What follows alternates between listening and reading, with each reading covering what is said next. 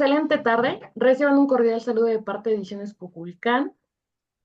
Bienvenidos a la séptima sesión de nuestras actividades de formación docente bajo el programa Educación en Acción, ciclo de webinars Cuculcán 2025. Ofrecemos a los docentes formación accesible y gratuita. El tema en esta ocasión es la evolución de la escritura y su impacto en la educación. Sobre nuestro ponente, Jesús Barrientos Mora, es maestro en diseño tipográfico, profesor e investigador en la UAP. Ha centrado su labor en la evolución de la escritura y su impacto en la educación, investigando desde los códices mesoamericanos hasta la tipografía digital, analizando cómo estos avances han influido en la transmisión del conocimiento. Ha sido conferencista en Latinoamérica, Estados Unidos y Europa, compartiendo sus estudios sobre la relación entre escritura, cultura y enseñanza. Actualmente, cursa el doctorado en educación en la Universidad Tolteca de México. El maestro Jesús abordará la transformación de la escritura desde sus inicios hasta la era digital y su influencia en la enseñanza. Se exploran tres grandes momentos: los orígenes de la escritura, la invención de la imprenta y la digitalización, destacando cómo estos cambios han afectado la forma en que se aprende y se enseña. Además, se discute la importancia de la tipografía en la educación actual, su impacto en la comprensión lectora y la accesibilidad. Se ofrecerán estrategias y herramientas para integrar la escritura manual y digital en la práctica docente. Por favor, les pedimos mantener los micrófonos apagados para evitar distracciones. Si tienen alguna duda, pueden escribirla en el chat o levantar la mano y con gusto la responderemos. Al final de la sesión tendremos una ronda de preguntas en las que también resolveremos sus inquietudes. Recuerden que al finalizar se les enviará el enlace al formulario para que ingresen sus datos y así puedan recibir su constancia de participación. Muchas gracias por su atención y sin otro particular, le damos la bienvenida al maestro Jesús.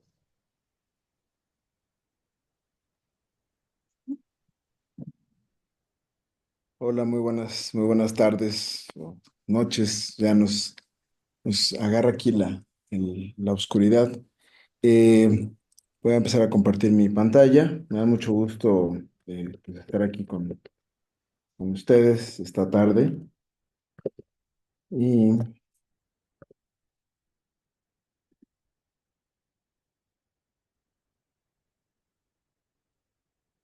muy bien, ¿me pueden indicar si ya se ve mi pantalla? Sí, maestro, ya está proyectado. De igual forma, si alguien en el Zoom tiene alguna duda referente a que no se vea o no se escucha, con todo gusto aquí en el chat podemos ir resolviendo, pero me parece que todo está perfecto. Podemos continuar. Sí. ¿Qué es preferible? ¿Que deje mi cámara puesta o mejor la quito? Como usted guste, la verdad es que la plática aquí es, usted lleva la ponencia y ahora sí que es como usted se sienta más cómodo. Yo voy a Bueno, estar conectada acá de todas formas. yo creo que me voy a desaparecer, que sea nada más, para que nos concentremos en las imágenes sobre todo. Ok, Y, y bueno, entonces desactivo mi cámara.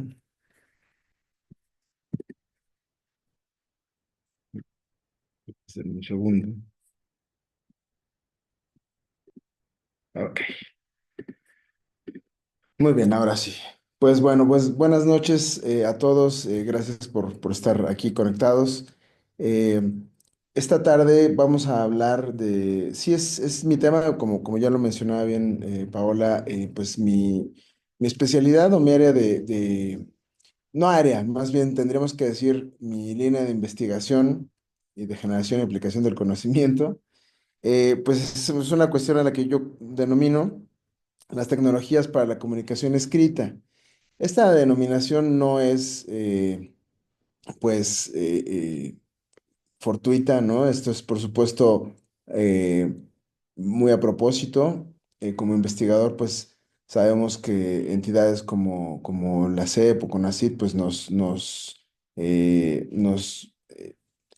nos comprometen a generar una línea así. Y esa es una línea extraña porque la manera en la que he desarrollado pues, los proyectos de investigación que hago siempre están en la delgada línea entre lo técnico y podremos decir las ciencias sociales, ¿no? La tipografía, como que es básicamente a lo que yo me dedico, pues son las letras como las conocemos, pero definitivamente no empezaron ahí ni salieron de la nada, ¿no? Entonces, una de las especialidades en las que yo me he estado como pues metiendo más en los últimos años tiene que ver con la historia de estas tecnologías para la comunicación escrita, y que además de alguna manera tienen siempre una especie de como de vínculo, no importa en qué época nos encontremos, los seres humanos tenemos la cualidad y la desventaja al mismo tiempo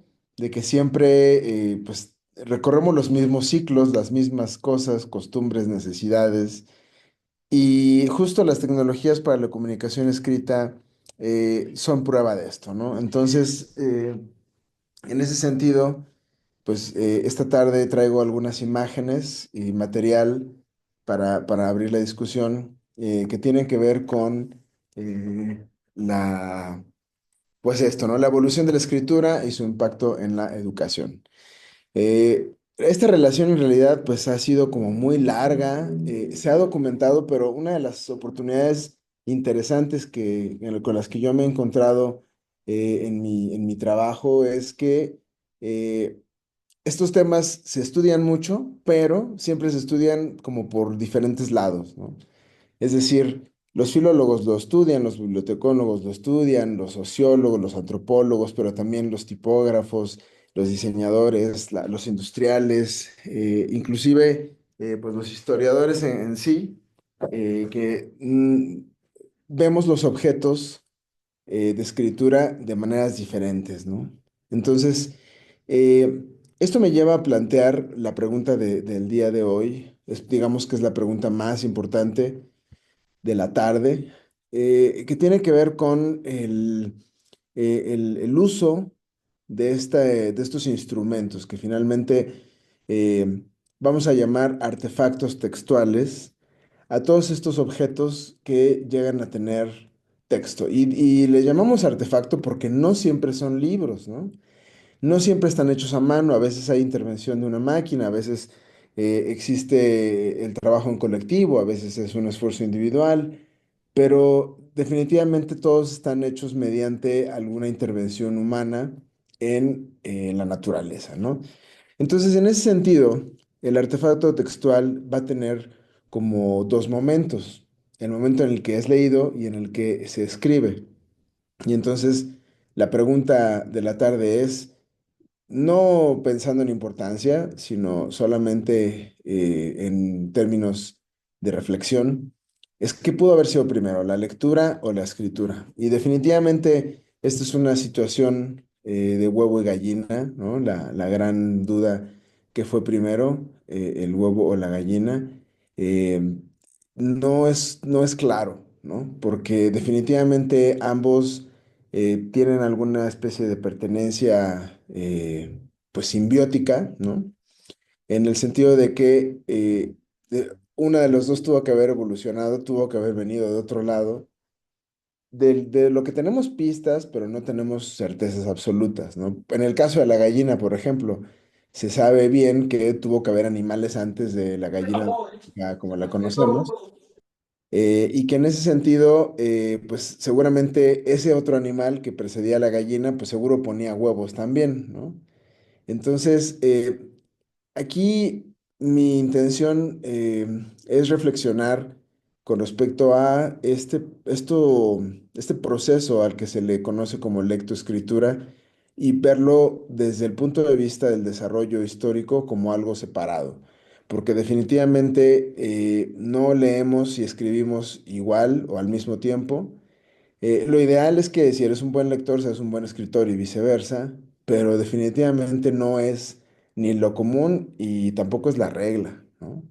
Eh, en esto me baso en el comentario específicamente, aquí voy a hacer una paráfrasis del autor del Manual de Diseño Editorial, Jorge Buen, que alguna vez en conferencia pues mencionó, ¿no? De hecho fue una conferencia en la Bienal Latinoamericana de Tipografía, Tipos Latinos en 2014 en el Centro Nacional de las Artes, que leer y escribir eran como comer y cocinar, ¿no? Son parte de lo mismo, pero definitivamente no necesitas o no tienes las mismas habilidades para una cosa y para la otra. Y digo, definitivamente todos sabemos comer, es más, necesitamos comer, pero seguro no todos tenemos no sé si es una inteligencia o una habilidad o una costumbre de cocinar, ¿no? Está el caso este de personas a las que pues se les quema hasta el agua hirviendo y otros que son como pequeños chefs en potencia, ¿no? Entonces, aquí vamos a hablar de un medidor, ¿no? Un medidor que siempre nos va a estar llevando entre la lectura y la escritura, que si bien vamos a insistir en que es un proceso dual, en el desarrollo histórico de los artefactos textuales siempre se ha inclinado hacia un lado o hacia el otro este medidor, ¿no? Y los matices finalmente son los que nos han dado la cultura contemporánea como la conocemos. De hecho, ya cada quien sabrá qué relación tiene con la lectura y con la escritura. En el caso concreto de los profesores, pues sí llegamos a tener esta disyuntiva, ¿no? Porque al parecer leemos más de lo que escribimos y leemos más por trabajo que por placer. Entonces, de pronto aparecen estas estadísticas México de que no hay como, no es un país de lectores, por ejemplo, pero por ejemplo todos los que nos dedicamos de alguna manera a la academia, pues nos la pasamos leyendo, ¿no? Leyendo tesis, leyendo libros, manuales, leyendo reportes. No, a lo mejor no vas a estar leyendo siempre clásicos de la literatura, pero el acto de leer finalmente es lo que te acerca a una cotidianidad de la que pues somos cómplices y partícipes dentro de la educación. Entonces, la escritura en realidad tiene un origen más bien, pues, ¿cómo decirlo? Eh, Antiguo, ¿no? Decía yo en esta presentación que hay una relación específicamente de 4000 años de existencia entre lo que es la escritura y la educación, ¿no?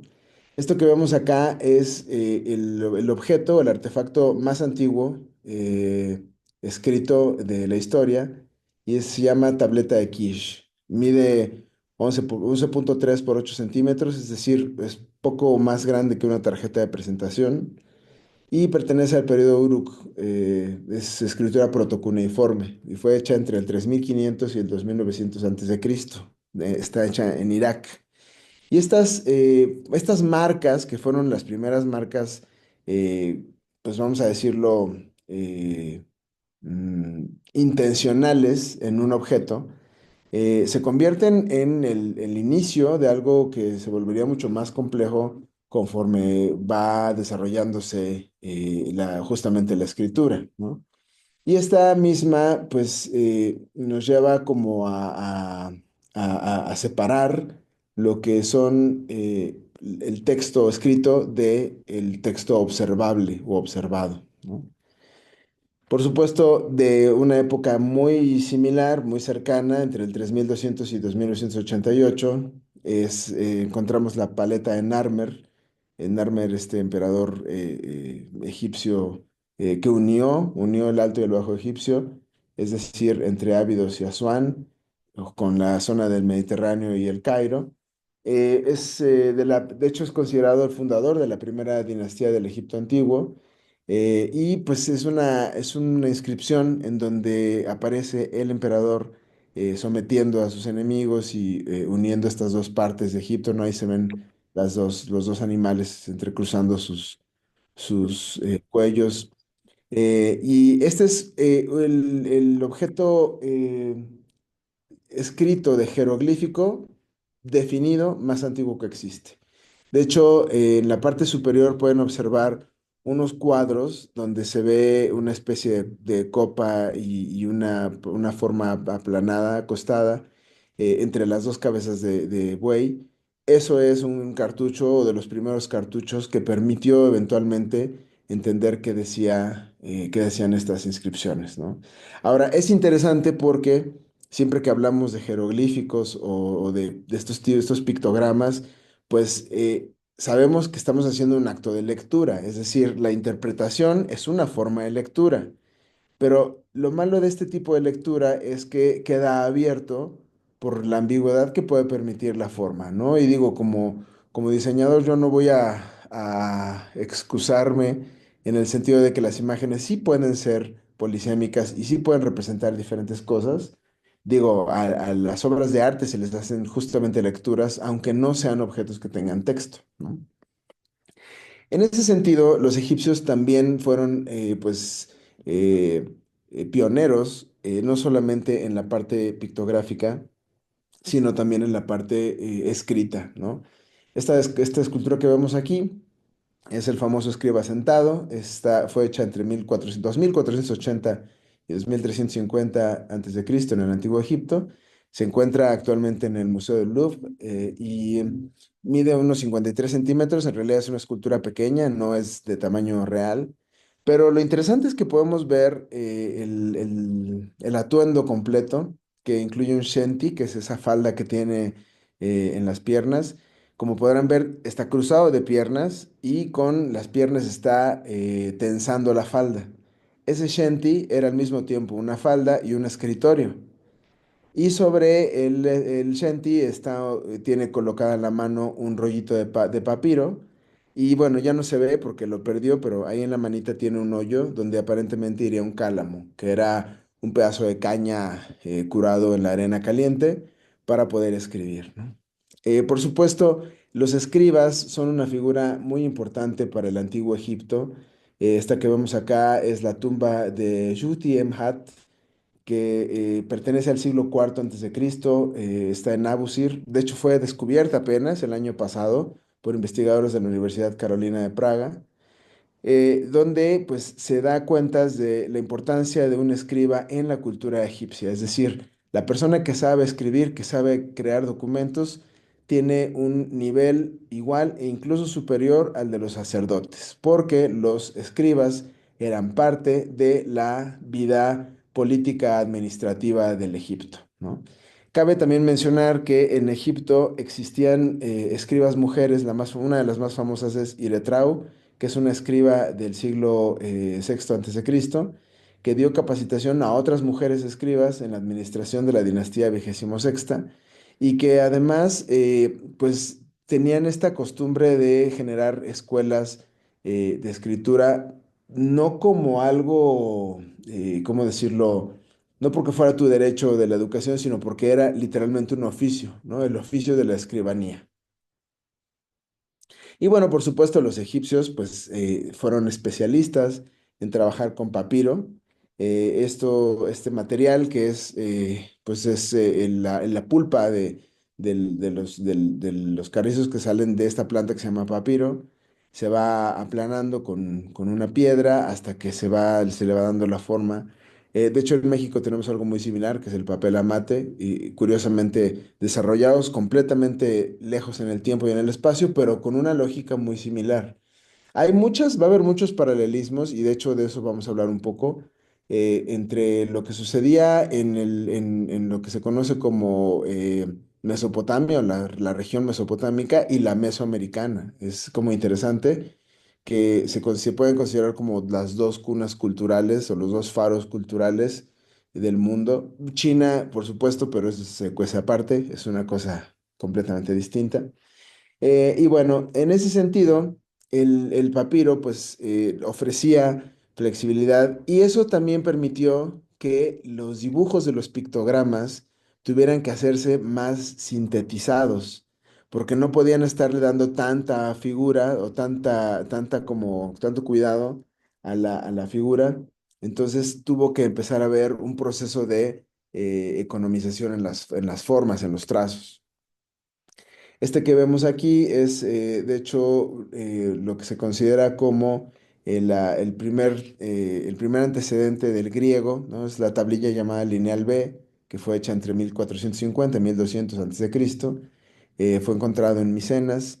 Y como podemos ver, hay algunas figuras que ya empiezan a parecerse a las letras del alfabeto griego. Concretamente vemos en el centro ese círculo que tiene una cruz en medio es teta, ¿no? No todas las letras están definidas, algunas todavía aparecen dibujos. Ahí también cabe hacer la mención de que justo los sinogramas de la escritura china, la japonesa, la coreana, en muchos casos representan objetos, animales, personas o acciones. Así que otra vez era como la forma lógica en la que la escritura tenía que desarrollarse. Y es que para los griegos en realidad era muy importante esta parte pues, de la cultura, ¿no? Como podemos ver en esta vasija ática, que fue pintada por Dúrides en el 480 Cristo, donde se ven escenas de una escuela, ¿no? Ahí hay maestros y alumnos. Se notan cuáles son los alumnos porque son las figuras más pequeñas y los maestros pues, son las figuras más grandes, más prominentes. De hecho, también podemos ver que los maestros, además de estar sentados, pues son musculosos, ¿no? Aquí también es interesante esta cuestión del griego intelectual, porque a diferencia de lo que pasó en siglos posteriores, el concepto de educación para el griego era integral, es decir, lo mismo eran filósofos, poetas, músicos y atletas. Entonces, digo, es bien sabida la historia de Platón, ¿no? Que de hecho Platón no era como su nombre, era más bien su apodo, porque era espaldón, es decir, era musculoso y hacía lucha, ¿no? Entonces, también por ahí ya hay bromas, ¿no? Académicas que, pues como Platón era musculoso, por eso nadie le discutía, ¿no? Pero en realidad le asistía a la razón. Entonces, en esta escena que vemos, podemos encontrar a tres maestros, uno que está enseñando a Aulos, que es la flauta, que se ve al lado izquierdo, el que de hecho el maestro que está enseñando la flauta tiene alrededor otros instrumentos musicales, ¿no? Ahí podemos ver una lira, por ejemplo. Y en el centro se encuentra un maestro corrigiendo ejercicios de escritura. Eso que tiene en la mano es una tablita de cera. Más adelante vamos a ver una con más detalle. Y es interesante cómo la corrección es parte de la enseñanza en la antigua Grecia, pero la escritura tiene como pues una importancia prominente. Los griegos, precisamente a ellos les debemos la invención del pergamino. El pergamino se llama así porque fue creado en Pérgamo. Hay quien lo data desde el siglo X antes de Cristo, entre el 10 y el cuarto antes de Cristo.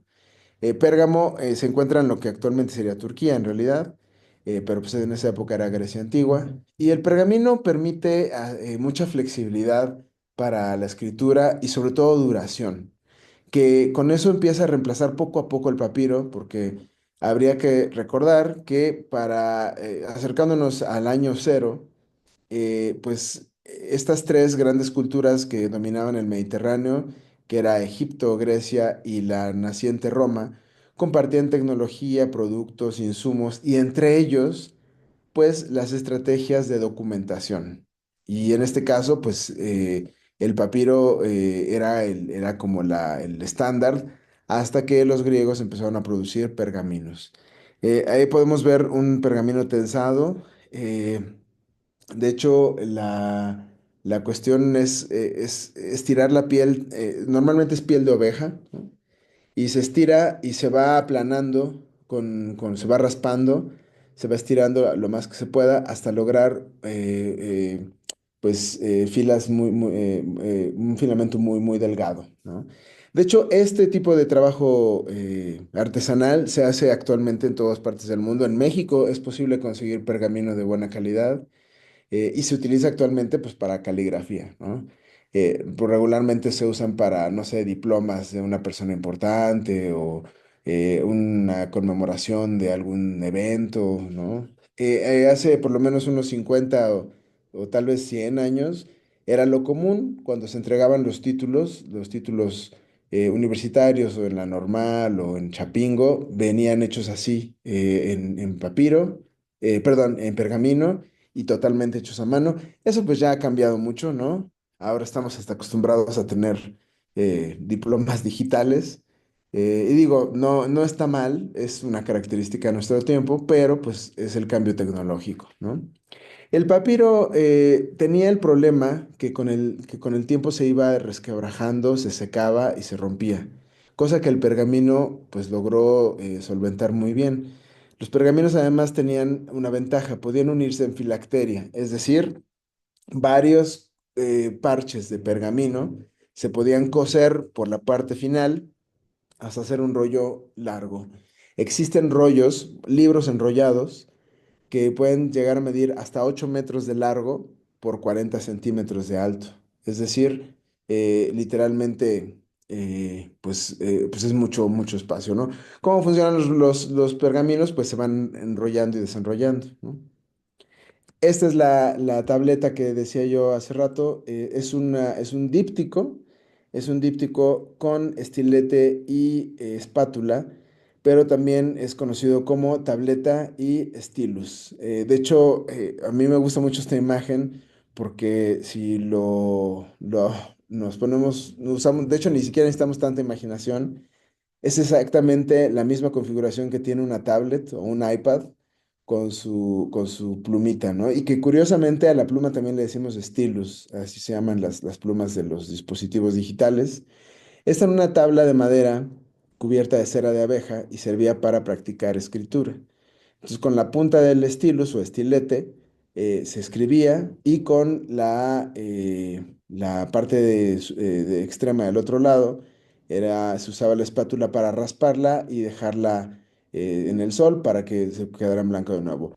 De hecho, este instrumento fue muy utilizado en las escuelas de los romanos. No lo inventaron los romanos, lo inventan los griegos, pero gusta mucho en Roma. Y en Roma aparece el concepto de políptico, que son objetos como estos, pero que tienen más de pues de dos páginas, ¿no? Había algunos que podían tener hasta 8 dobladas en dos, y eso nos va dando como la idea de la necesidad que tenían los romanos de escribir, entre otras cosas, por supuesto, las leyes, ¿no? Es irónico porque los tres contenidos más importantes y que le dieron al final forma a la escritura en la humanidad son la literatura, la historia y el derecho, ¿no? No digo que las matemáticas y eso no, pero finalmente de lo que más registro hay son de esas tres cosas, ¿no? De hecho, no viene en esta presentación, pero uno de los más antiguos registros de leyes, pues es el famoso Código de Hammurabi y que está hecho justo en cuneiforme, ¿no? También cabe mencionar que para los romanos el concepto de la libreta en blanco, o también llamado tabula rasa, ¿no? Viene de esto, ¿no? Limpiar el ejercicio, no importa si salió bien o mal, lo haces de nuevo y entonces se hace mejor. Era parte del ejercicio.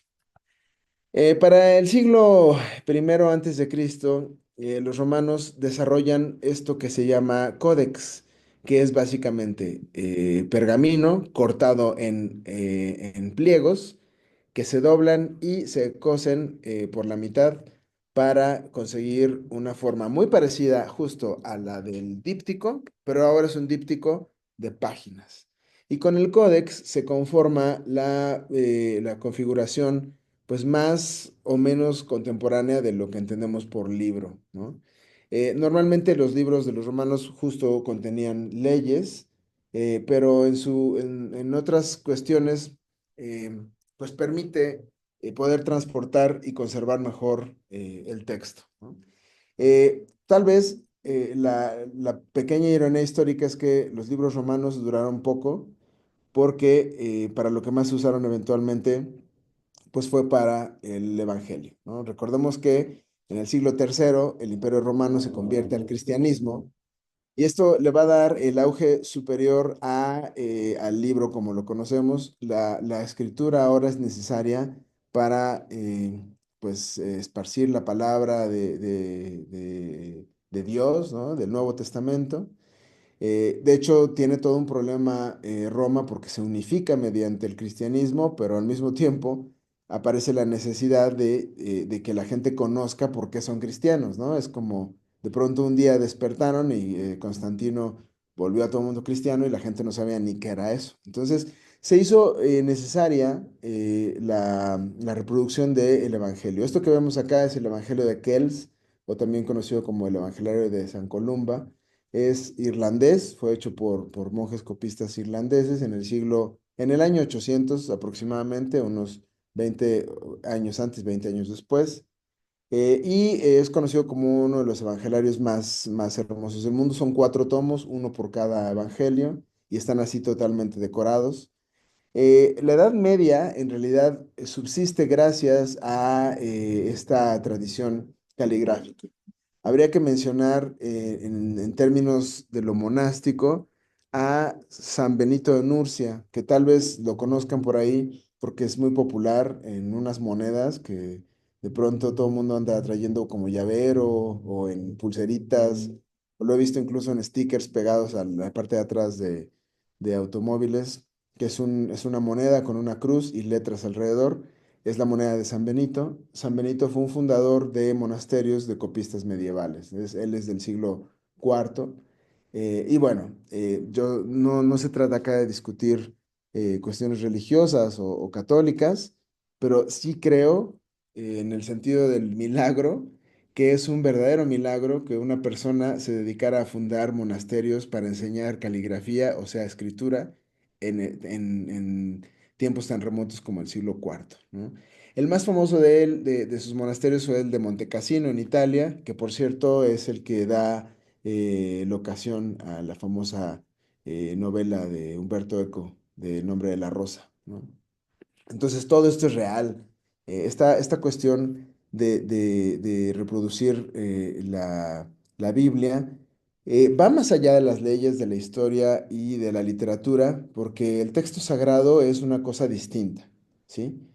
Tal vez sí se puede ver como las tres, como historia, como leyes y como literatura, pero al mismo tiempo es algo mucho más noble, es divino. Y de hecho, estos monjes que aprendían a hacer caligrafía en el monasterio, lo hacían como su devoción. A esto le podemos llamar trabajo piadoso, que es un trabajo que no se hace a cambio de dinero, no se hace a cambio de un contrato o de una plaza, se hace literalmente porque es tu misión en la vida.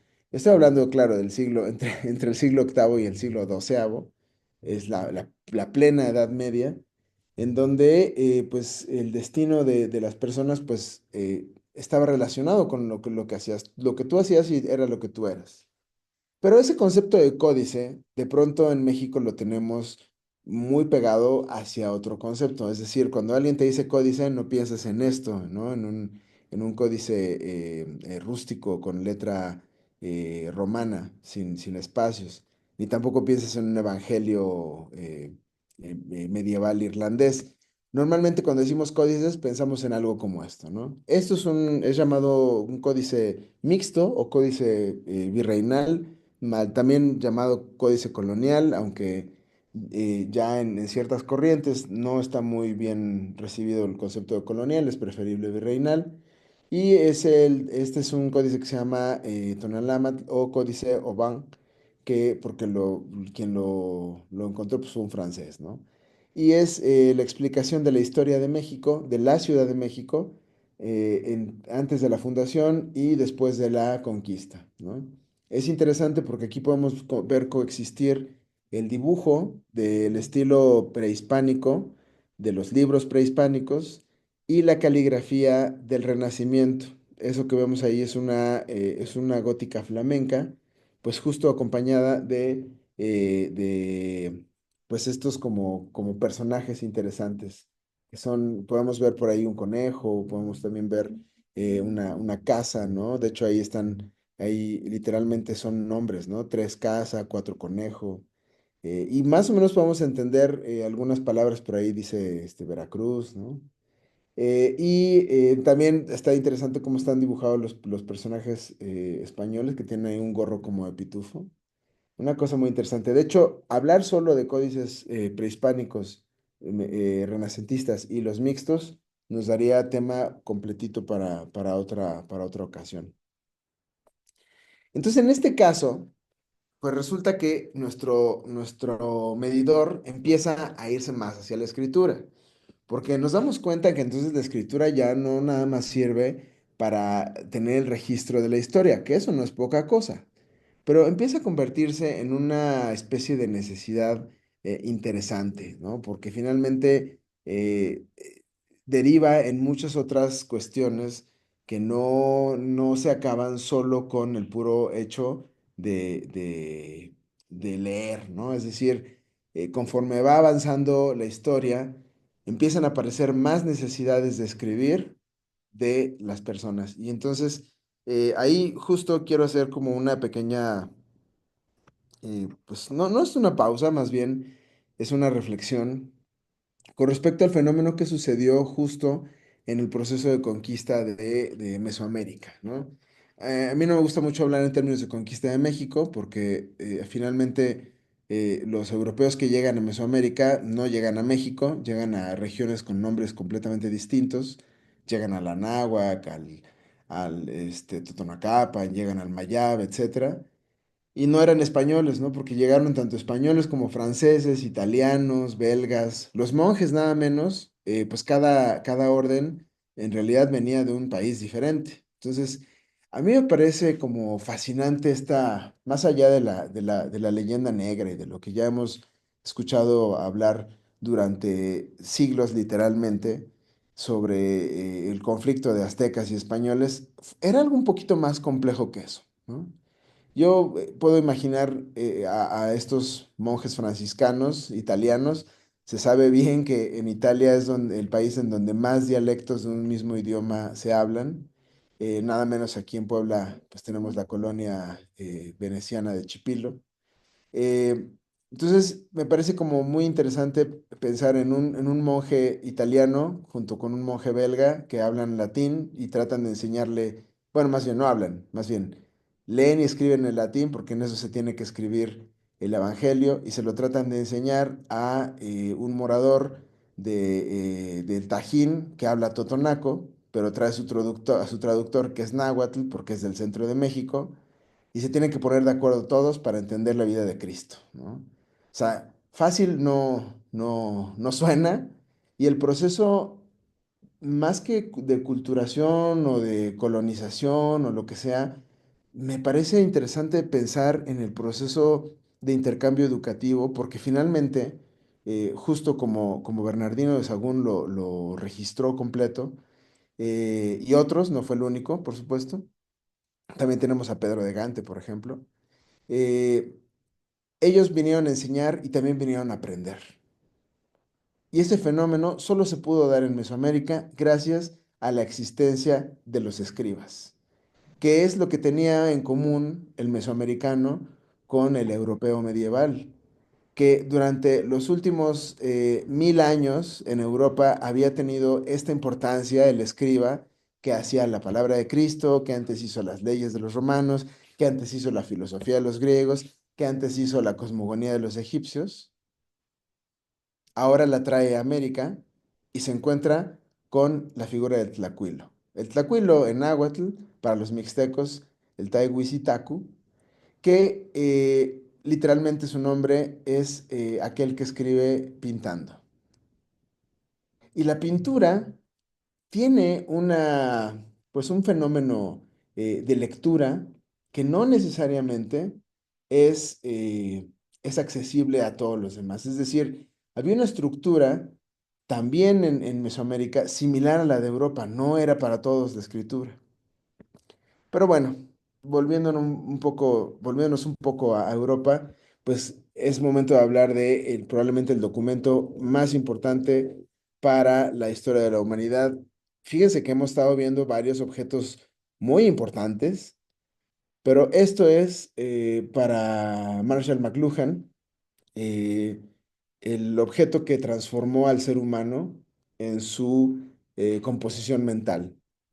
La Biblia de Gutenberg o Biblia Mazarina o Biblia de 42 líneas, creada en 1452, después de una década de experimentos, Johannes Gansfreg Suladen zum Gutenberg de Maguncia logra conformar un libro completo de la Biblia aproximadamente de 800 páginas. Se tarda pues muchos años haciéndolo, muchos años de experimentos y de sufrimiento y de dejar la vida en ello, eh, para que eventualmente esto se convierta en la revolución de la documentación a nivel global.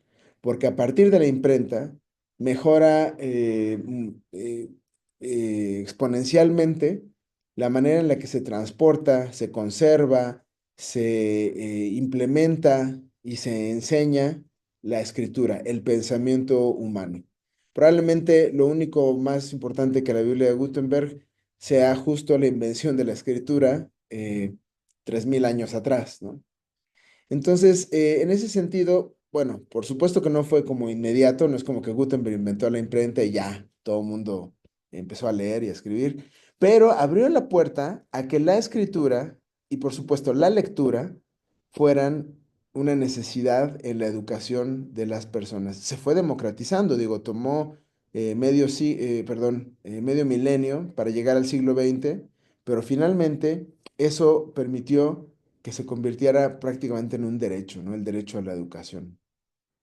Entonces ahí es donde nuestro medidor se va muchísimo a la lectura, ¿no? Porque de hecho, pues justo en el Renacimiento se da el fenómeno de que existen más lectores que escritores por el tipo de formación que tiene. Y en ese sentido, es lógico que suceda, no es un reclamo al pasado, por supuesto, pero como veremos, este medidor va a estar moviéndose todo el tiempo, ¿no? No hay algo que lo defina por completo. Y así llegamos esencialmente al Renacimiento y el concepto de una cosa que se llamó las artes de escribir, que de hecho de eso podríamos hablar, así como de los códices mixtos y prehispánicos, de las puras artes de escribir, podríamos hablar una tarde completa, ¿no? Existen muchos ejemplos de libros que, por cierto, hay que mencionar que para el siglo XVI no existe el concepto de caligrafía, ni tampoco el de escritura. Se conoce nada más, más bien, no existe el concepto de caligrafía aparte del de escritura, es decir, es lo mismo. Entre el siglo XVI y el XIX, aprender a escribir es aprender a hacer caligrafía. Es decir, solo puedes hacerlo de una forma bonita, elegante, perfecta, correcta. De hecho, la propia definición de caligrafía es escritura hermosa, pero hermoso no quiere decir bonito o agradable o estético. Hermoso en el sentido de que está bien hecho, de que es comprensible y de que sigue reglas al pie de la letra, ¿no? Literalmente. En ese sentido, pues la educación, vamos a hacer ahí un brinco medio fuerte hacia el siglo XIX para tampoco extendernos muchísimo más. Era mi intención justo cubrir más tiempo y espacio, pero preferí cerrar esta parte con ejemplos de lo que tenemos aquí en Puebla, porque también eso es algo interesante, ¿no? Hablar de Egipto, hablar de Grecia, hablar de Alemania en el Renacimiento, es súper lejano, pero ¿qué necesidades había de escritura aquí en la Puebla de Los Ángeles, decimonónica? Porque, insisto, esto es del siglo XIX. Y les voy a mostrar aquí algunos ejemplos de la, del- de la Escuela de las Artes de Escribir de la Academia de Bellas Artes en Puebla, de entre 1814 y 1856, ¿no? Son ejercicios de estudiantes, están basados en el método lancasteriano que se inventó en Inglaterra, por supuesto, y que trae como sus propios ejercicios. Estos artes de escribir, por cierto, hay que mencionar, no son como propios de un país, es decir, cada país prácticamente, de su mayoría europea, empezó a desarrollar como sus propios manuales, ahora le llamaremos manuales de caligrafía, pero son en realidad pues estas como grandes maestros de la caligrafía. Tenemos en Italia nombres como el de Giovanni Antonio Tagliente o el de Giambattista Pallatino o el de eh, Ludovico Vicentino de Gliarri. Para España está el caso de Juan de Isiar. Él es como probablemente el más conocido de todos, pero también está Francisco Lucas con su arte de escribir, del cual hay una copia aquí en la Biblioteca La Fragua de la UAP. Y bueno, entre muchos otros, pues justo existe este concepto de la caligrafía desarrollada por la escuela lancasteriana, que consistía en hacer ejercicios de letra a la que se le llamaba entonces redondilla. Redondilla en español, en España, ¿no? Hay muchas formas de llamarle este tipo de letra, también se le llama encadenada, redonda, inglesa, ¿no? En los últimos, tal vez, bueno, no en los últimos, no sé, pues bien, cuando yo era niño, en la escuela, la maestra le llamaba letra script, ¿no? Ahora como calígrafo, digo, no voy a ir a reclamarle a mi maestra de la primaria, por supuesto, pero como calígrafo tengo ahí una opinión encontrada, porque técnicamente cualquier letra que hagamos a mano es script, porque está escrita, ¿no? Pero bueno, sí entiendo a qué se refería. Y estos ejercicios son interesantes porque implicaba hacer la palabra. Esto está basado, es una mezcla entre el ejercicio lancasteriano de construir las letras así. Esto es lo más caligráfico que vamos a encontrar. El abecedario no se enseña en orden alfabético, se enseña en orden morfológico, es decir, primero líneas de altura de X, luego ascendentes, luego descendentes, luego redondas, luego mixtas, ¿sí? Porque es mucho más fácil recordarlo. Y en realidad tiene sentido. O sea, tú ves a un niño de 5 o 6 años luchando contra la enseñanza de la escritura porque estás haciendo A, B, C, D, E, F y en las primeras 5 letras te das cuenta de que no tienen nada que ver unas con las otras.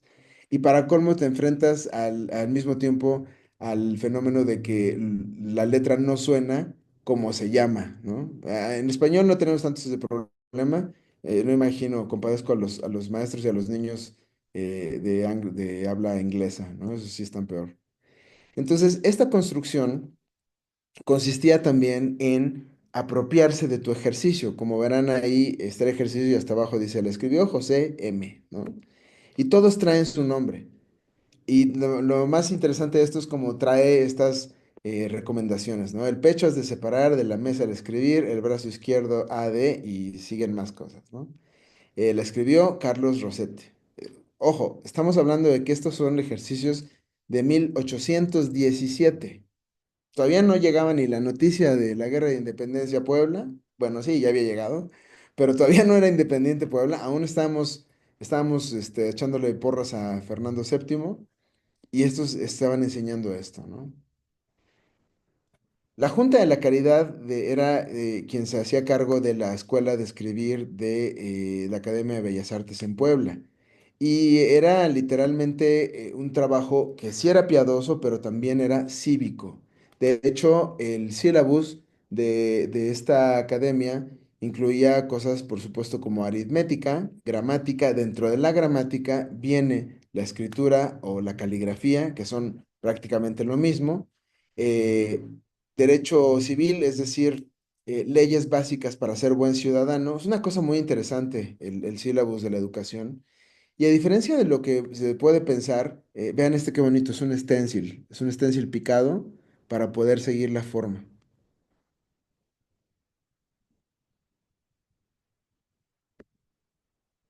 Y bueno, aquí, las prácticas, pues fíjense cómo los ejercicios traen frases, ¿no? No niegues en tu interior a la amistad acogida, que en los males de la vida es el bálsamo, etcétera, etcétera. Y a mí sí se me hace como un ejercicio muy interesante ponerle tu nombre a lo que estás haciendo, porque entonces se vuelve parte de ti, de tu identidad. Algo muy parecido a lo que mencionábamos de la Edad Media, ¿no? Que tú eres lo que haces, no porque lo que haces te defina, pero porque comprometes el tiempo que has tenido aprendiendo en lo que estás practicando, ¿no?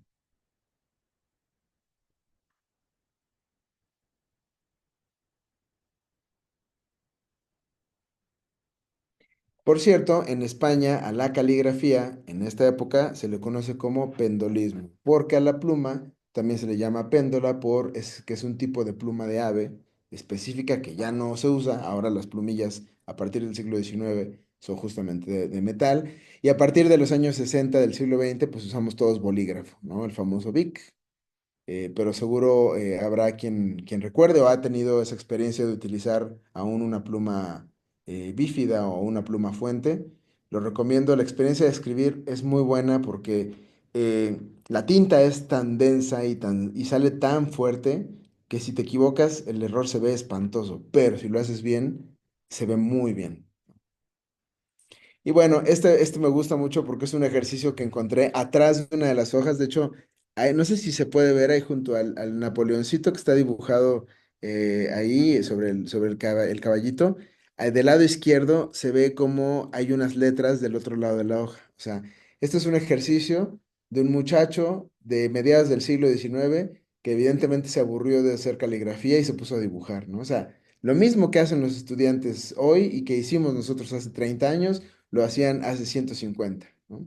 ¿Qué es lo que decía? Que finalmente lo más bonito de la escritura en este sentido es que vincula o conecta a la humanidad, no importa el tiempo y el espacio que haya sucedido entre un ejercicio y otro.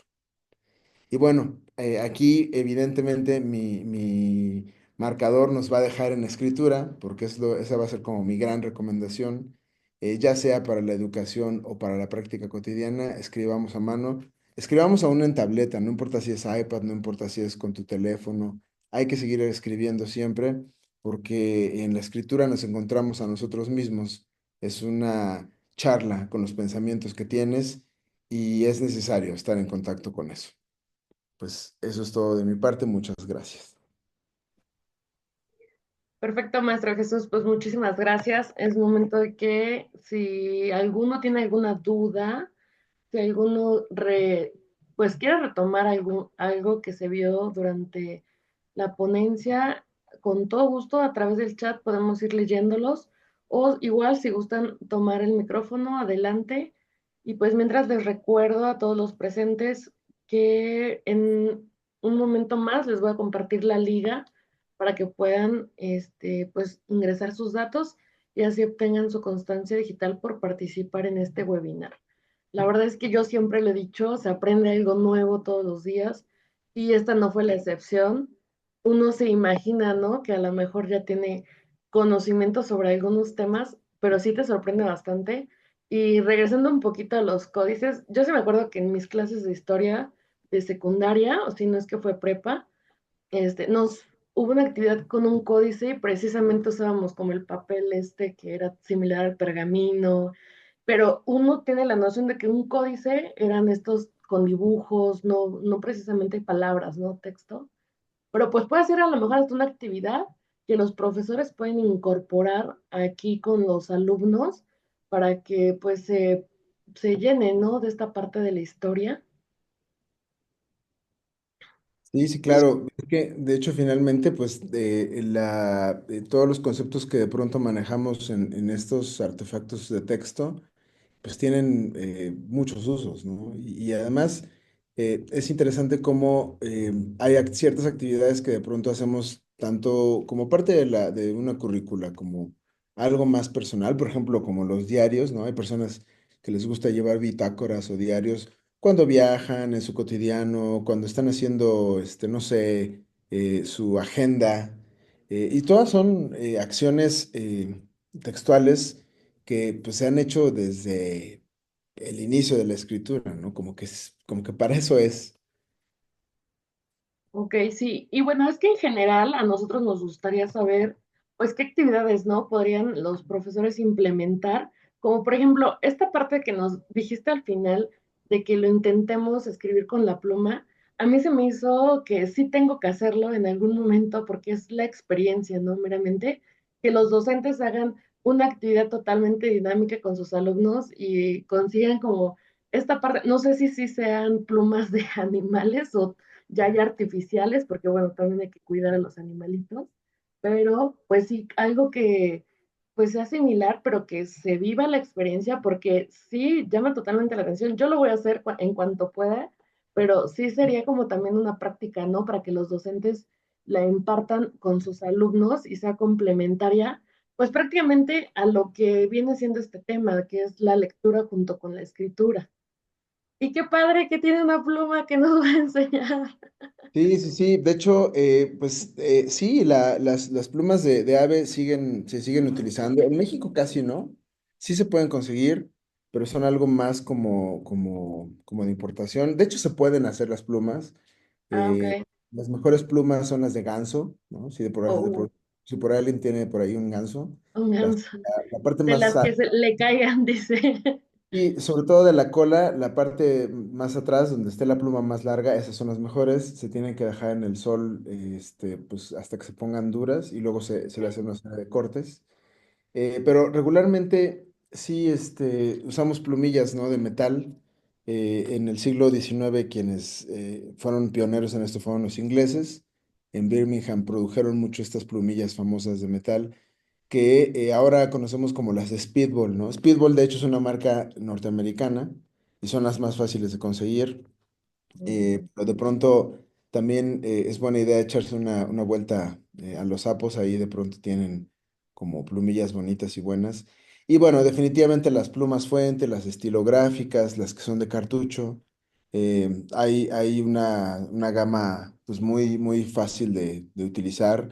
Hay una marca especialmente que sí recomiendo y que además es fácil de conseguir, ¿no? Aquí en Puebla sobre todo en Lumen tienen una muy buena eh, variedad. Son la pluma de marca Cahueco, ¿no? Eh, ok. las, Y yo me las plu- imagino que va a ser muy similar, ¿no? A lo que viene saliendo el producto de la pluma de ganso, o bueno, no sé qué otro animal podamos sí, ocupar. incluso las de guajolote sirven, ¿eh? Eh, Yo justo estaba pensando en las de guajolote, sí, porque sí sirven, nada más que apenas van a poner lo muy buenas. relacioné guajolote con esta parte en la que pues son plumas largas y que Sí, pues a lo mejor pudiera ser el experimento y los docentes que se lleven de tarea a ver qué tal les va con plumas de diferentes animales, porque yo me imagino que son diferentes texturas, diferentes resultados los que se llegan de acuerdo a la pluma. sí, y también depende de cómo cortes la punta, pues en realidad solo hay dos opciones, ponerle una punta fina, bífida, que cuando trazas vaya abriendo y cerrando, esta sirve para hacer la letra redondilla, o hacerle un corte cuadrado para que cuando traces haga un trazo parejo. Eso sirve, por ejemplo, para hacer la gótica, que es como donde se Ujú. nota más el contraste de la Sí que es caligrafía. más gruesa. Sí, es como los componentes son más evidentes, ¿no? Y en el cambio en la redondilla, los componentes se van escondiendo, ¿no? Por eso, de hecho, la letra ligada pareciera que está hecha de un solo trazo, ¿no? De un jalón, pero no es cierto. La letra ligada bien hecha se hace por partes, con pausas. Parece que está hecha de un solo jalón, pero no. Ahí también les hago una recomendación. Tal vez podríamos hacer algo en el futuro para esto, ¿no? Pero es todo un tema cuando se enseña la letra ligada a los niños y a los adultos también, porque de pronto tenemos como mañas, porque como que la mano empieza a escribir y se va en automático y empiezas a ligar así todo de un jalón. Y es donde empiezan los problemas, porque la E parece I, la C parece E, la O parece A. Y luego Entonces, ni uno se entiende que escribió. sí, no, ese es el problema. O sea, el chiste de la caligrafía es que además de que esté hecho con las reglas, sea claro, ¿no? Que se entienda, que la lectura sea descifrable, que no tengas que imaginarte qué dice. Y justo nos queda la pregunta de Carolina, dice, sugerencias para mejorar caligrafía. Ese es mi caso y el de mis alumnos. ¿Qué carrera estudió, maestro? Sí, pues hay muchos ejercicios para hacer caligrafía. Los clásicos, que son como los del método de Palmer o el de Spencer, que es hacer cadenitas. Pero también creo que depende mucho de la postura, ¿no? Eso es algo que como maestro de caligrafía he notado, que la mayor parte del tiempo tenemos tres errores de postura. La primera es que escribimos encorvados. La segunda es que nos estamos de lado. Y la tercera es que tomamos la punta de la herramienta con los dedos así. O sea, casi no le damos espacio a la punta de existir y eso está mal. Es decir, por ejemplo, voy a hacer el ejemplo con este lápiz, ¿no? Eh, Ustedes observen las manos de sus alumnos o de ustedes mismos cuando escriben y casi todos hacemos esto.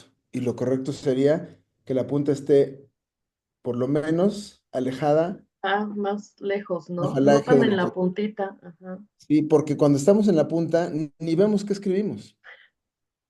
Y se Entonces, barre, ¿no? Yo me imagino también, o sea, la tinta. y, por ejemplo, en el caso de los zurdos, por eso se manchan los dedos con tinta. Ajá. Y no solo los dedos, sino todo el El dorso. brazo, sí. Entonces, uno de los ejercicios caligráficos más complejos que yo recomiendo es tratar de escribir lo más alejado de la punta posible, como si fuera un pincel. Ah, El otro es que cuando sí se ve difícil, ¿eh? estés sentado derecho, con la espalda derecha y con la hoja del papel frente a ti, no de lado. Cambiando esas tres cosas, la conciencia de la letra empieza a entrar, porque además le das importancia, ¿no? Un poco como los ejercicios estos del siglo XIX. Esto de poner tu nombre y volverlo parte de ti es darle importancia a lo que estás haciendo, que de pronto eso es lo que pasa también cuando se te quita un hábito como esos. Deja de ser importante, entonces dejas de cuidarlo. Y qué valioso es que si sigamos con la escritura, ¿eh? Porque últimamente las generaciones, ya lo dijo, ¿no? Que sí hay mucha tecnología y los avances, y ya todos están ahí con el dictado a voz en la tableta, en el iPad, y nadie ya escribe. Y yo conozco que recientemente un chico de veintitantos, 21 yo creo, me dijo, es que yo no he escrito como en 5 años, ¿no? Los últimos desde pandemia para acá. Y Es yo le digo, posible. ¿qué? Cómo no puedes escribir? O sea, es algo cotidiano que al menos una vez al día lo haces, pero increíblemente ya no lo hacen. O sea, es muy difícil. Y está comprobado que cuando tú le tomas fotos al pizarrón o lo grabas la voz o te mandan el mensaje, no lo vuelves a ver. No, Y no lo vuelves a ver o escuchar, no vuelves a pensar en ello. Entonces no se te va a quedar. Aquí veo una pregunta de Germán que pregunta que si se puede considerar la caligrafía como una expresión artística. Lo es. Es lo interesante también de esta reflexión de hoy, es que en el pasado no lo era, era parte de la escritura. En algún momento se separó, pero en la actualidad lo es. Y sí podría ser un taller artístico de bachillerato. Y de hecho es el complemento ideal. También por ahí vi que comentó algo con respecto a los teclados digitales. ujú, Probablemente la caligrafía sea un taller artístico complementario ideal ahora que estamos tan acostumbrados a no escribir a mano. Y de hecho la tableta en realidad no es enemigo de ello, ¿no? claro, no. Tú puedes hacer caligrafía inclusive con ese tipo de tecnología porque pues Pues lo también en permite. arte, ¿no? O sea, meramente ya hasta hay un pincel que te sirve para específicamente tal tableta y dibujas y se transforma la información. Por ejemplo, yo he estado probando últimamente en esta aplicación que se llama Procreate en el iPad con este Ujú. stylus, hacer caligrafía gótica y sí sale, ¿no? O sea, sí funciona. Entonces, escribir, aparte, te da como este otro tipo de control sobre lo que estás viendo, porque cuando escribes, al mismo tiempo estás leyendo en silencio, ¿no? Cosa que no haces cuando cuando grabas nada más la clase o le tomas foto al pizarrón. Sí, claro, Esas, pones a trabajar también en la mente. sí, sí, sí. Sí, pues justo el maestro Germán comentaba, digo, lo leo completo para que si hay algo que se pueda complementar. Dice, actualmente la educación se ha limitado en el uso de tabletas para escribir, usando teclados digitales y se ha dejado de lado la parte de escribir a mano. ¿Qué impacto puede tener a futuro en los estudiantes? Sí, pues creo que uno de los fantasmas más grandes con los que nos toca luchar en la actualidad es con el fantasma de la poca concentración, ¿no? Porque los estudiantes están cada vez más acostumbrados al contenido rápido, a la impaciencia, el, a que el buscador de internet te encuentre la respuesta en 3 segundos, a que el TikTok te muestre otro contenido en 5 segundos, a que la inteligencia artificial te haga algo también en un par de minutos, ¿no? Eh, y la caligrafía finalmente es lo contrario, ¿no? Es paciencia, es contemplación, nos recuerda mucho al monasterio medieval, ¿no? Porque para llegar a una palabra o una línea de texto, tienes que cuidar el espacio, la densidad, la tinta, el renglón. Yo creo que la caligrafía puede ser un buen bálsamo para reducir esa ansiedad que por alguna razón eh, estamos encontrando en estos tiempos. E incluso no diría que en estas generaciones, porque generaciones que no somos pues de este tipo de tecnología digital ya nos está afectando también, ¿no? Entonces, creo que no está mal en este caso ponernos un poquito arcaicos, porque además cuando se va la luz, pues estamos sin El tecnología digital. internet, la luz, ya no saben qué hacer. Y es que Así. justamente regresar a lo que ya está comprobado que funciona, yo creo que es el mejor método, ¿no? ¿Para qué estar inventando el hilo rojo? Si ya lo que se hizo en el pasado funcionó, yo creo que puede volver a funcionar en nosotros, ¿no? Sobre todo cuando dices justo que se va la luz, se va el internet y la vida se te derrumba, pero pues no, o sea, al final del día pues siempre va a estar ahí otras alternativas para poder seguir trabajando. También hay otra pregunta que la maestra Cristina dice, buenas noches, una pregunta. ¿Contar con alguna red social en donde difunda más conocimientos históricos? Sí, usualmente donde hago más difusiones en el Instagram, mi cuenta de Instagram que es Type Workshop. eh, Perfecto.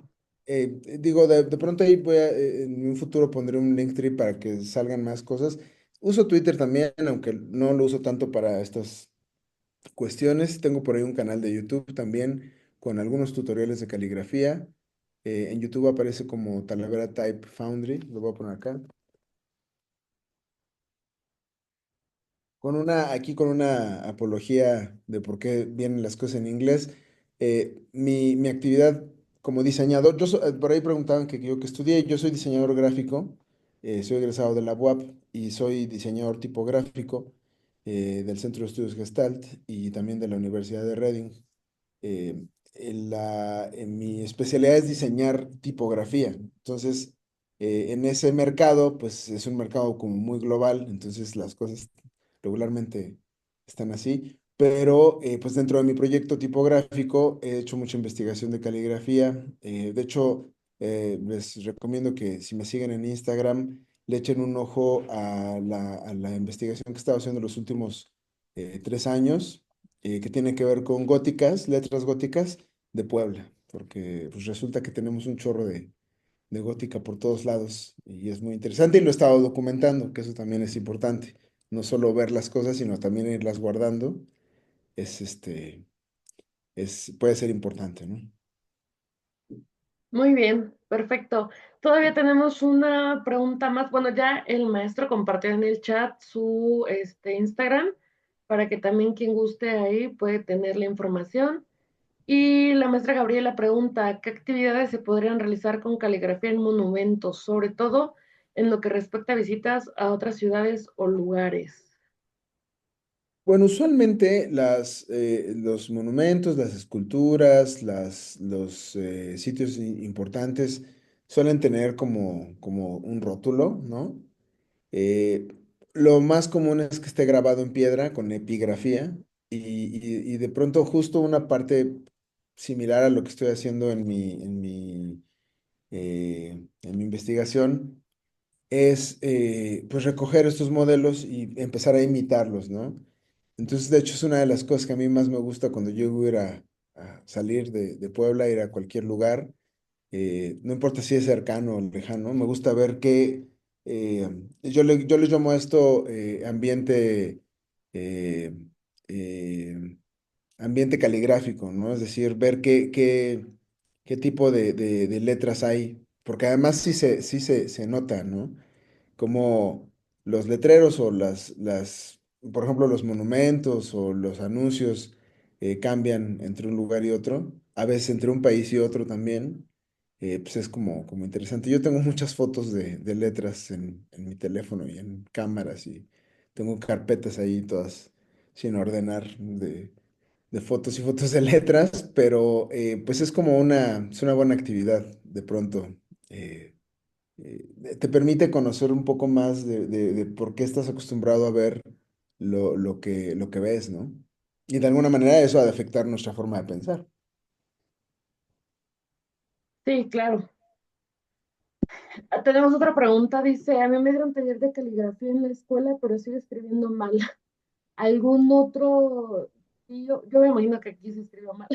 Dice tip para mejorar la escritura en cursiva. Ah, ah, no encuentro la... ¿Fue una pregunta privada? A ver, yo creo que sí, porque dice mensaje directo, sí. Yo creo que nada más aquí la persona lo... A ver si Matías nos puede apoyar para que aparezca en el chat. Sí, me parece que nada más lo mandaron directo. Sí, porque No, sonaba larga. a ver, va de nuevo. Dejen. Bueno, en lo que a ver si responde, porque yo creo que la va a estar copiando, no sé. Ah, Creo que ya le apareció, creo que sí, ¿verdad? Ya dice para todos. ajá, a mí Dice, a mí me... me dieron taller de caligrafía en la escuela, pero sigue escribiendo mal. ¿Algún otro? Y bueno, le puso tío, pero yo me imagino que es tip para mejorar la escritura en cursiva. Sí, sí, mencionaba yo esto de mejorar las posturas, son las tres básicas, pero también hay un ejercicio de, yo creo que aquí como que el concepto clave es ser consciente de lo que estás haciendo. Entonces, algo que yo he notado que funciona muy bien para dominar tu letra es escribir grande. Es decir, si puedes, en un pizarrón, ¿no? Y si no, en una hoja, en un pliego de papel, hacer la letra lo más grande que se pueda, hacer palabras, porque entonces cuando tú dominas el ejercicio con el brazo completo, eventualmente se te queda en la mente y puedes dominarlo con la mano. Y ustedes observarán cómo hay como una tendencia de las personas, no solo estudiantes, en general de las personas de escribir chiquito, ¿no? Y cuando escribes chiquito, escribes más feo. Como un secreto, ¿no? Tu mano te estorba, no tienes espacio. De hecho, también eso es común. Cuando escribes con poca soltura, es decir, con muy poco espacio, te equivocas en letras, te comes letras, duplicas letras o aplastas la palabra. Entonces, ejercicios de espacio, controlar el espacio es muy importante para esto. Aprovechar los pizarrones. También, de hecho, eso a mí me llama mucho la atención cuando de pronto llegas a un salón de clases y hay algo escrito en el pizarrón. Usualmente está en la esquina superior izquierda o en la inferior derecha, pero el resto del pizarrón vacío, ¿no? Entonces, hacer letras muy grandes, palabras grandes, secuencias de palabras grandes también ayuda mucho, sobre todo para esta letra, la que llamamos justamente cursiva, ¿no? Eh, y también hay otro detalle ahí, que hay muchos modelos de cursiva. También es cierto que de pronto los modelos nos traicionan, eso ha sido un problema que yo he tenido como profesor, pero también como diseñador que de pronto cuando se hacen letras como R, ¿no? Eh, no tiene sentido cómo se engarza, entonces empieza a aparecer la frustración. Por eso de pronto los estudiantes no la entienden y la sueltan, ¿no? Dicen, ah, ya. Pero pues hay muchos modelos de R minúscula, ¿no? De la cursiva. Está el italiano, el inglés, el español, está el estadounidense. Entonces la R a veces se engarza por arriba, a veces se engarza en sí misma, a veces se engarza para adelante, a veces no engarza, nada más se raya. Y en este Entonces, sentido, hay como una regla para, o sea, la correcta escritura, porque lo mencionaba en un momento que decía, ¿no? Que la caligrafía es escribir hermoso, pero no porque se vea estéticamente bonito, sino porque sea lo más correcto posible. Entonces yo me imagino que hay como una regla que te dice, la R es así, no como a tu estilo, pero bueno, no sé si eso ya tenga que ver con una propensión también meramente de tu creatividad o tu estilo, tu personalidad. la personalidad en la escritura no hace falta tratar de dársela porque sale sola, ¿no? De por sí, de hecho, es imposible que alguien escriba como otra persona. Ujú. Sí se puede falsificar, pero eso es otra cosa. Pero esencialmente hay un fenómeno interesante y eso lo quiero poner en la mesa también. No solo no escribimos igual que otra persona, nosotros no escribimos igual nunca. Aunque escribas la palabra, no sé, Pues eh, tu propia firma, ¿no? A veces. firma, o sea, cuando te dicen, hazla igual que en el INE, no se puede, es imposible. Nunca vas a poder escribir algo igual que algo que ya escribiste. Aunque lo hagas muy bien. Eso es hasta como filosófico, ¿no? Porque en cada letra que hacemos, eh, cada trazo que lanzamos no se va a repetir. A lo más que podemos llegar es a tratar de controlar, eh, son 5 condiciones que tiene la caligrafía, que componen algo a lo que tradicionalmente se le llama ductus, pero estas 5 cosas son dirección, proporción, rotación, traslación y sucesión. Es decir, cómo tomas la pluma, para dónde la avientas, qué tanto vas a bajar, cuánto vas a subir, qué tan ancha la vas a hacer y cómo vas a ponerla antes y después de otra. Para eso sí hace falta pues un curso más específico, ¿no? Porque sí es un tema, no es difícil, pero hay tantos modelos y tanta variedad de opciones de hacer letra que ahí de pronto puede ser complicado, ¿no? Pero esencialmente esos cinco cuestiones van unidas, ¿no? Porque no es nada más aventar el trazo y ya, es decir, tienes que tener claro en tu mente a dónde va a empezar el trazo y dónde va a terminar y dónde va a continuar. Por eso mencionaba yo esto de trazar en grande, porque entonces es Mm, muy evidente lo que estás haciendo y eso es bueno, porque entonces, otra vez insisto, adquieres conciencia del ejercicio que estás haciendo. no, hombre, pues sí, ahora sí que tendremos que practicarlo. La verdad es que sí, es justo, ¿no? Todo tiene una relación porque no como de la nada te va a salir bonita la letra o entendible, ¿no? Sí tiene que haber un esfuerzo detrás de todo. Nos comenta Beth, yo he implementado un taller de caligrafía en transversalidad con educación física, lenguaje y literatura. La verdad es que nos hemos divertido mucho. Pues maestra Beth, yo creo que nos va a tener que compartir exactamente la actividad para que podamos entenderla y quizá replicarla, ¿no? También con los demás maestros. Y bueno, me parece que ya resolvimos todas las dudas, ya no tenemos ninguna pregunta suelta. Sí, ya no hay nada que agregar, maestro Jesús. La verdad es que fue un gusto conocerlo, que nos haya brindado este espacio. Se le agradece de parte de Ediciones Coculcán. Si gusta agregar algo de cierre o ya no, ya damos por finalizada la sesión. Pues no, simplemente esta invitación y sobre todo que me gusta mucho lo que han estado comentando acá. eh, eh, eh, que dejemos que esta parte de la caligrafía se vuelva parte de nuestro currícula y de nuestros ejercicios y que podamos también hacer conexiones, ¿no? Porque de pronto lo que hacemos en los calígrafos o los tipógrafos o los diseñadores está como por un lado, muy parecido a lo que critiqué al inicio de este conocimiento. Existe, alguien lo hace, pero está como por todos lados. Entonces, la invitación abierta a que podamos ir como sumando y hacer pues como algo no nuevo, pero sí por lo menos de otra forma. Y pues muchas gracias a todos por su atención y su tiempo. Al contrario, maestro Jesús, esperemos que en otra ocasión tengamos otra oportunidad de trabajar con usted y desarrollar a lo mejor otro tema. Digo, la lectura siempre ha sido muy importante, al igual que la escritura, y yo me imagino que los docentes se llevan un gran mensaje con esta ponencia. Les recuerdo que a través del chat ya el maestro Jesús nos compartió su Instagram por si gustan seguirlo, para que si tienen a lo mejor alguna otra duda en el futuro o alguna otra consulta, pues pueden contactar y sin problemas se les resuelva la inquietud o también pues para seguir su trabajo porque como le mencionamos pues ahorita está llevando un trabajo de investigación que a lo mejor a algunos docentes les puede interesar y pues ya puedan encontrar la información en su perfil.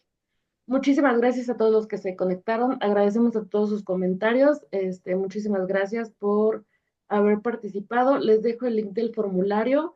Y bueno, ya si no hay ninguna otra duda, damos por finalizado este webinar. Maestro Jesús, que tenga excelente noche. Muchísimas gracias. Y igualmente a todos los docentes, muchísimas gracias. Que pasen buena noche. Gracias, muy buenas noches.